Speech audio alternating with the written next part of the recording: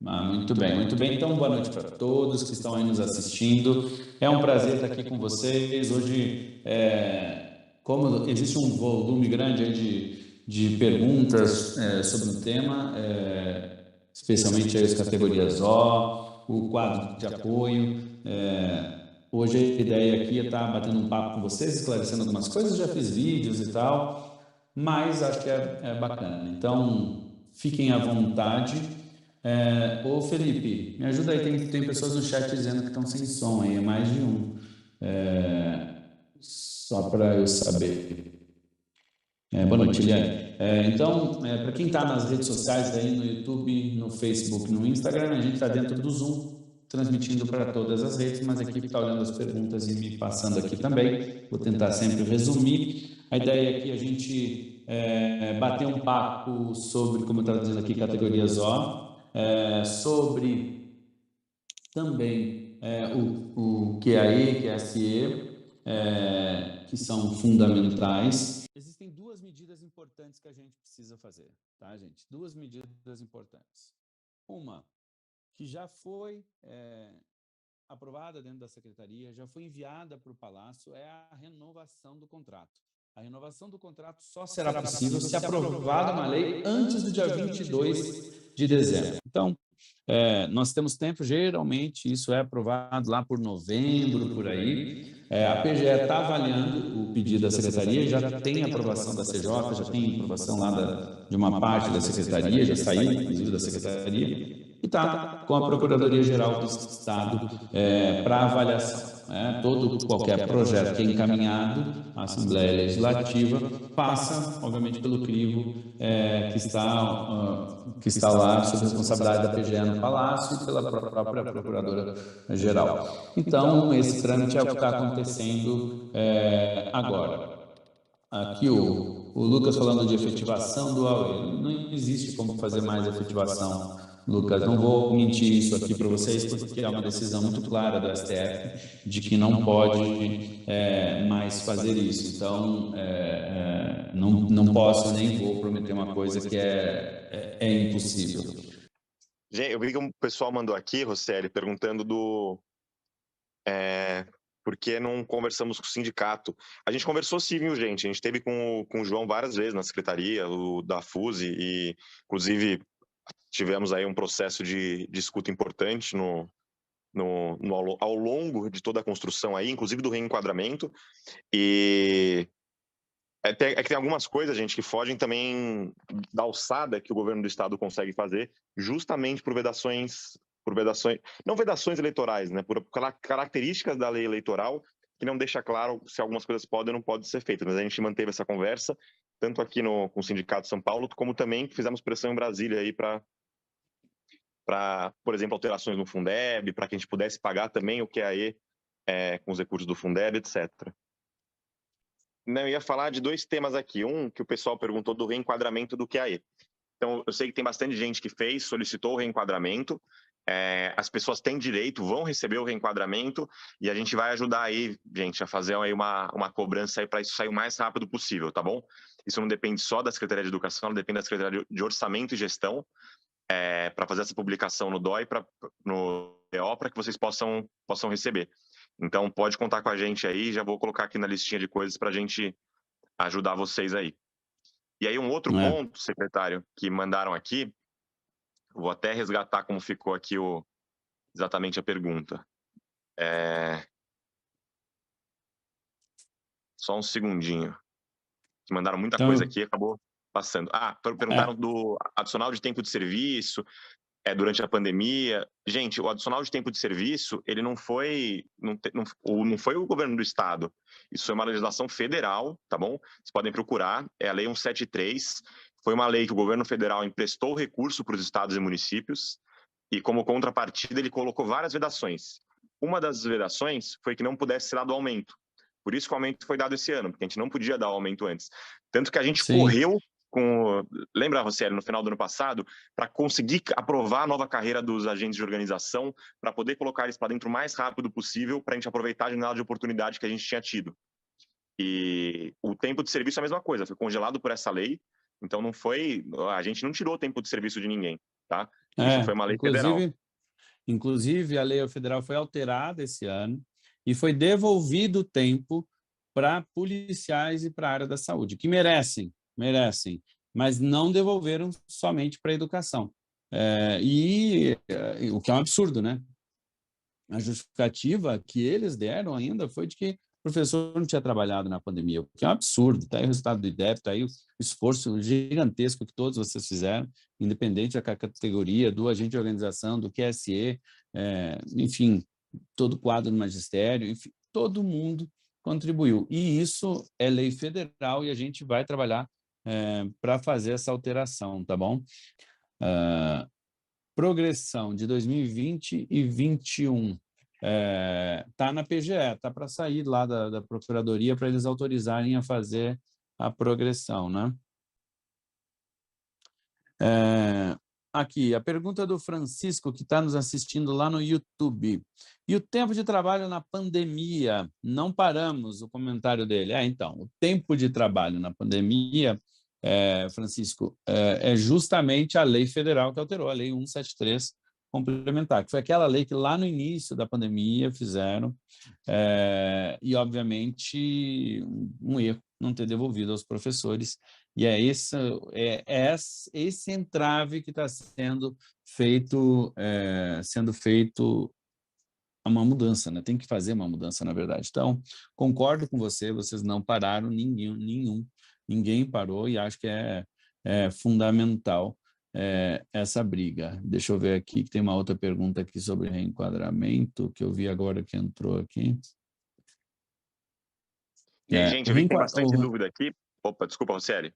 O reenquadramento está na PGE. Então, assim, todo mundo que tem direito está empossado o reenquadramento, todos eles estão lá na PGE, certo? O reenquadramento está sendo discutido lá na PGE se a lei de responsabilidade fiscal permite que se faça agora ou só no próximo ano. Nosso entendimento é de que é possível, porque há uma previsão legal anterior ao período eleitoral de fim de ano, mas a PGE que vai dar a palavra final. Mesmo que seja feito depois, o direito é retroativo. Isso é importante, tá? Mesmo que a PGE diga que hoje não pode fazer porque está nos últimos 6 meses do mandato, então não pode fazer determinadas mudanças no último ano, no último não sei o que lá. Tem várias regrinhas.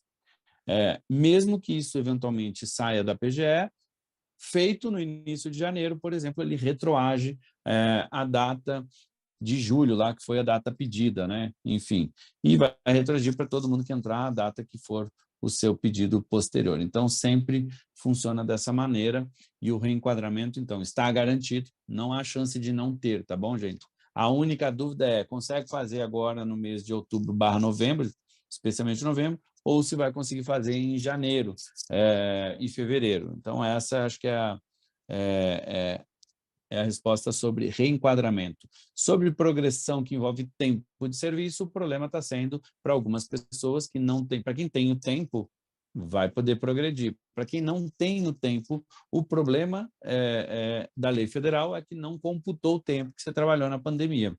Então, tem algumas pessoas que, em tese, completou o tempo lá para determinadas progressões e não está podendo usar por causa da lei federal 173, que ela foi revista só para segurança, só para saúde, e não foi revista para educação, que é uma lei das que eu tenho me proposto a alterar. Sobre abonada. Essa? E a licença-prêmio era 30 dias em 5 anos, agora 25 e tem que voltar 30 dias. Bom, vamos lá. Sobre a abonada. As alterações da abonada, o Pedro aqui perguntando. Primeiro, a abonada foi tirada de todos, não foi tirada da educação. Então, não foi um processo nosso. Mas eu acho que tem algumas coisas que gerou necessidade de revisão. Eu até estava conversando com os professores lá em Mogi das Cruzes, no fim de semana, que eu fui lá fazer campanha, e eles me perguntaram sobre algumas coisas, e eu falei sobre isso, inclusive, lá. Acho que um dos pontos que a gente precisa falar tem que fazer ajustes Tá bom, mas é porque tem as faltas justificadas, mas aí a falta justificada, ela vai lá e desconta das pessoas. Se você tirar mais de 5, você perde a licença-prêmio. Se você fizer não sei o quê... eu acho que a primeira correção dentro da educação é, dentro das faltas justificadas, a gente deveria não ter esses descontos. Ou seja, pô, se ela está justificada, então por que ela vai te prejudicar no teu processo na carreira? E aí ela é autorizada localmente, né, com a direção da escola. Então, eu acho que essa é uma alteração, uma correção que a gente precisa fazer. Acho que com a retirada e também a apelidada falta varal, né, a colocação por horas, eu acho que também é uma correção que a gente precisa fazer, que está trazendo prejuízo, tanto ao profissional, quanto também ao estudante, né? Você tem aquela situação de um professor não pôde chegar no primeiro horário, aí ele perde o dia inteiro e o aluno também perde o dia inteiro. Então, obviamente, precisa revisar.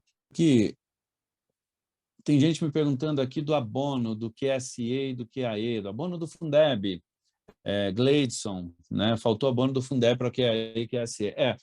Qual foi o problema jurídico que a gente encontrou? A lei do Fundeb, que permite abono ou não, ela foi alterada no último dia do ano.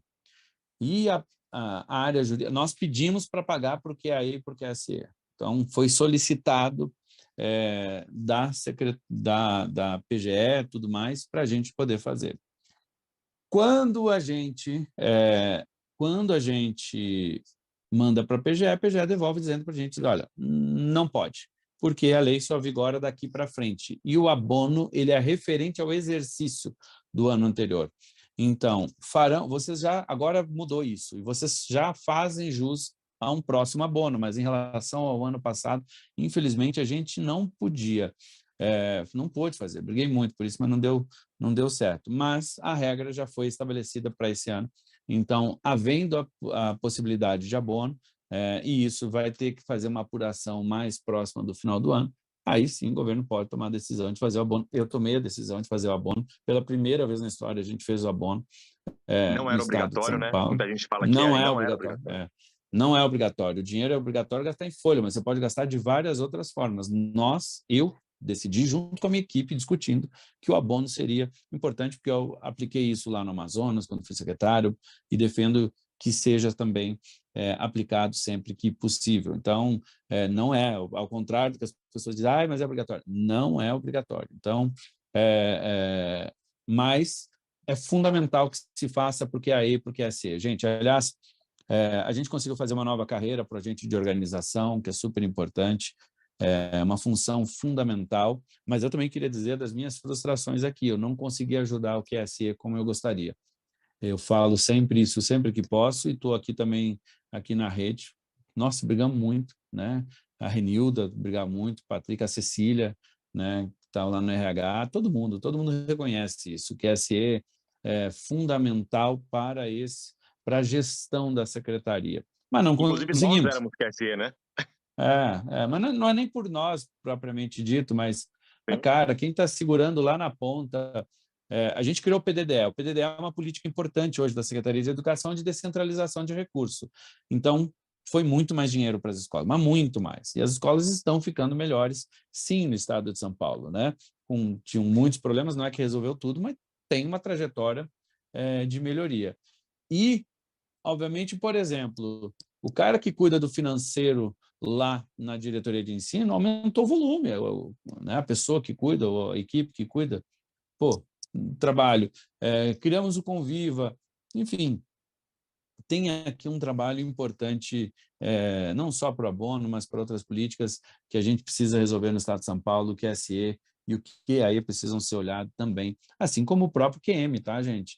A melhora, a busca por melhora precisa ser constante, então, para dizer que sim, a gente olha sempre para isso, né? A Sabrina me pergunta, e o pagamento do bônus já tem data? Sabrina, eu não tenho como precisar a data, isso cabe à secretaria, ao governo.